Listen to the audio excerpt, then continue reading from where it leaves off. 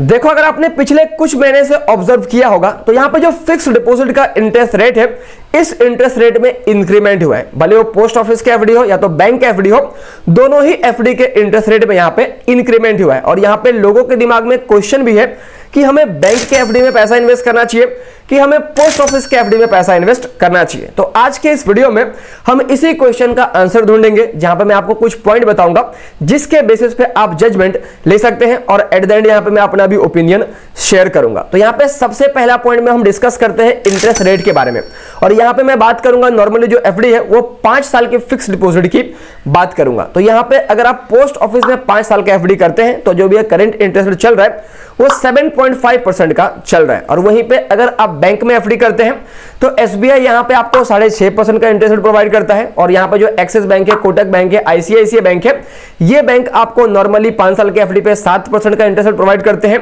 और वहीं पे अगर मैं डीसीबी बैंक की बात कर लूं तो ये आपको 7.75% का इंटरेस्ट रेट प्रोवाइड करते हैं, जो कि जो बैंक पोस्ट ऑफिस का एफडी है उससे 0.25% ज्यादा है। सेकंड पॉइंट पे हम ये डिस्कस करते हैं कि जो इंटरेस्ट का पैसा है वो आपको किस तरीके से मिलता है। तो यहां पे अगर आप पोस्ट ऑफिस में एफडी करेंगे तो यहां पे जो इंटरेस्ट का पेमेंट होता है वो ईयरली तौर पे आपके सेविंग अकाउंट में आपका जो इंटरेस्ट का पैसा है वो क्रेडिट कर दिया जाता है। और यहाँ पे 5 साल पूरा होने के बाद में जो भी आपका इन्वेस्टमेंट अमाउंट है वो अमाउंट आप वहां से विड्रॉ कर सकते हैं। वहीं पे अगर मैं बैंक के एफडी की बात कर लूं तो यहाँ पे आपको बैंक के केसेस में तो ये भी देखने मिल जाता है कि जो इंटरेस्ट का पैसा है वो आप चाहे तो मंथली, हाफ ईयरली, क्वार्टरली या तो ईयरली या तो जो भी 5 साल की एफडी है समय पूरा होने के साथ में आप चाहे तो जो भी इंटरेस्ट बना वो प्लस प्रिंसिपल अमाउंट साथ में भी विड्रॉ कर सकते हैं। तो इस तरीके का भी फैसिलिटी आपको देखने मिल जाता है। थर्ड पॉइंट में हम ये डिस्कस करते हैं कि कहां पे एफडी ओपन करना ज्यादा आसान है। तो अगर आप पोस्ट ऑफिस में एफडी ओपन करना चाहते हैं तो या तो आप अपने नजदीकी पोस्ट ऑफिस में जाके एफडी ओपन कर सकते हैं। दूसरी बात, अगर आपको ऑनलाइन पोस्ट ऑफिस में एफडी ओपन करना है तो आपके पास में जो पोस्ट ऑफिस का सेविंग अकाउंट है वो होना काफी जरूरी है। उसके अलावा यहाँ पे अगर आप बैंक में एफडी ओपन करना चाहते हैं तो बैंक में एफडी ओपन करना काफी आसान है। आप चाहे तो बैंक में जाके भी ओपन कर सकते हैं या तो आप ऑनलाइन नेट बैंकिंग के थ्रू भी आप ऑनलाइन बैंक में एफडी ओपन कर सकते हैं। और यहाँ पे मैं फोर्थ पॉइंट में ये डिस्कस कर लेता हूं कि भाई कितना पैसा आप मैक्सिमम एफडी में इन्वेस्ट कर सकते हैं।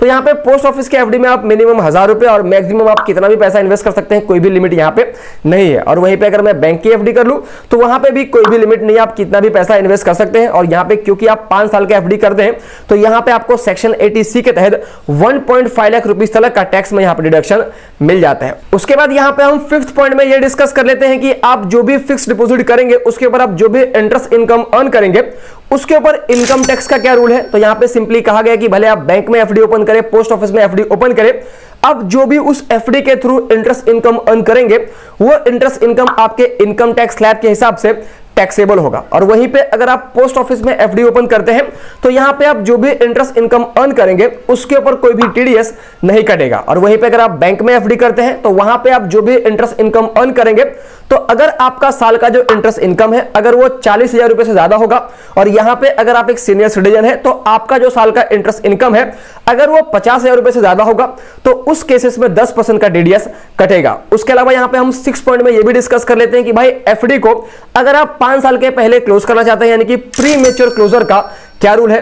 तो यहां पे सिंपली कहा गया है कि अगर आप पोस्ट ऑफिस में 5 साल का एफडी करेंगे तो नॉर्मली आप अपने एफडी को 6 महीने के पहले क्लोज नहीं कर सकते। और अगर आप अपने एफडी को क्लोज करना चाहते हैं तो आफ्टर 6 मंथ और बिफोर 1 ईयर क्लोज करते हैं। यानी कि अगर आप अपने एफडी को 1 साल के पहले क्लोज करते हैं तो उस केसेस में यहां पे जो आपने एफडी किया था उसके ऊपर आपको एफडी का इंटरेस्ट रेट नहीं मिलेगा, उसके ऊपर आपको जो नॉर्मल जो पोस्ट ऑफिस का सेविंग अकाउंट है उसका इंटरेस्ट रेट मिलेगा। और वहीं पे अगर आप अपने एफडी को 1 साल के बाद में क्लोज करना चाहते हैं तो यहां पे नॉर्मली जो भी एफडी का इंटरेस्ट रेट होगा उससे 2% कम इंटरेस्ट रेट मिलेगा। यानी कि मान लो आपने पोस्ट ऑफिस में 5 साल के लिए एफडी ओपन किया जहां पे आपको अभी 7.5% का ब्याज मिलता है और यहां पे 2 साल के बाद में अगर आप उस एफडी को क्लोज करना चाहते हैं तो यहां पे आपको 7.5% के हिसाब से ब्याज नहीं मिलेगा, यहां पे 2% कम यानी कि 5.5% के हिसाब से ब्याज मिलेगा। और वहीं पे अगर आप बैंक में एफडी करते हैं तो नॉर्मली जो बैंक में 5 साल का एफडी करते हैं जो टैक्स सेविंग एफडी होता है नॉर्मली आप उसको अगर आप समय से पहले क्लोज कर लेंगे तो यहां पे जो आपको सेक्शन 80C के तहत बेनिफिट दिया गया था वो बेनिफिट को रिवर्स कर दिया जाएगा। और यहां पे क्योंकि आप समय से पहले एफडी को अपने क्लोज कर रहे हैं तो यहां पे 0.5% से लेके 1% का यहां पे आपको पेनल्टी वगैरह देना पड़ेगा। अब यहां पे एट द एंड पॉइंट अगर हम कंक्लूजन की बात कर लें कि कहां पे हमें अपने पैसे को इन्वेस्ट करना चाहिए, तो देखो हमने अगर इंटरेस्ट रेट की बात करनी है तो जो भी पॉपुलर बैंक है उनसे जो पोस्ट ऑफिस का एफडी है वो आपको थोड़ा सा ज्यादा इंटरेस्ट रेट ही प्रोवाइड करता है। और वहीं पे अगर मैं आपको सेफ्टी की बात कर लूं कि भाई दोनों ही जगह आप पैसा इन्वेस्ट करो, फिक्स डिपॉजिट है, पैसे आपके सेफ होंगे। लेकिन अगर मैं ज्यादा सेफ्टी की बात कर लूं तो यहां पे पोस्ट ऑफिस का जो एफडी है वो ज्यादा सेफ है, क्योंकि यहां पे गवर्नमेंट की गारंटी होती है और बैंक के अंदर आप जो भी एफडी करते हैं वहां पे आपका 5 लाख रुपया सेफ होता है अंडर डीआईसीजीसी, जिसके अंदर आपका सेविंग अकाउंट में, आपके एफडी में, आपके रिकरिंग डिपॉजिट में जो भी सारा पैसा मिला के अप टू 5 लाख रुपया जो बैंक का जो भी होता है, अगर फ्यूचर में बैंक वगैरह बंद होता है तो उस केसेस में आपके 5 लाख रुपए ही सेफ होते हैं। नॉर्मली बैंक बंद नहीं होगा, लेकिन फिर भी मैं एग्जांपल दे रहा हूं कि बैंक में आपके 5 लाख रुपए सेफ होंगे और यहां पे पोस्ट ऑफिस में आपके सारे पैसे सेफ होंगे। तो सेफ्टी के हिसाब से देखने जाएंगे तो पोस्ट ऑफिस ज्यादा सेफ है। उसके अलावा भाई अगर आप ऑनलाइन एफडी ओपन करना चाहते हो तो डेफिनेटली बैंक काफी अच्छा ऑप्शन है। पोस्ट ऑफिस के अंदर आपका नॉर्मली पोस्ट ऑफिस का सेविंग अकाउंट होना जरूरी है। और यहां पे एक और इंपॉर्टेंट बात है कि अगर आप एक सीनियर सिटीजन है तो आपको बैंक के एफडी के ऊपर जो नॉर्मल लोग हैं उनके मुकाबले में आपको 0.5% का एक्स्ट्रा ब्याज मिलता है, जो कि आपको पोस्ट ऑफिस के एफडी के ऊपर नहीं मिलता है। तो अगर आप एक नॉर्मल पर्सन है जिनका उम्र 60 साल से कम है, वो चाहे तो पोस्ट ऑफिस में एफडी ओपन कर सकते हैं। और वहीं पे अगर आप एक सीनियर सिटीजन है तो आप पोस्ट ऑफिस के एफडी के इंटरेस्ट रेट को और नॉर्मल जो बैंक है उनके रेट को कंपेयर करके बाकी के जो भी हमने पॉइंट्स को डिस्कस किया उसके हिसाब से आप डिसीजन ले सकते हैं। उसके अलावा यहां पे अगर आप एक सीनियर सिटीजन है या तो आपके फैमिली में कोई भी सीनियर सिटीजन है तो मैंने काफी अच्छा 24 से 25 मिनट का वीडियो बनाया। नॉर्मली आपको पता होगा कि जो सीनियर सिटीजन है वो 60 साल के बाद में अपने जॉब, अपने बिजनेस से रिटायर्ड हो जाते हैं और उनके पास में होता है बहुत सारा पैसा और उनके दिमाग में कहीं ना कहीं टेंशन होता है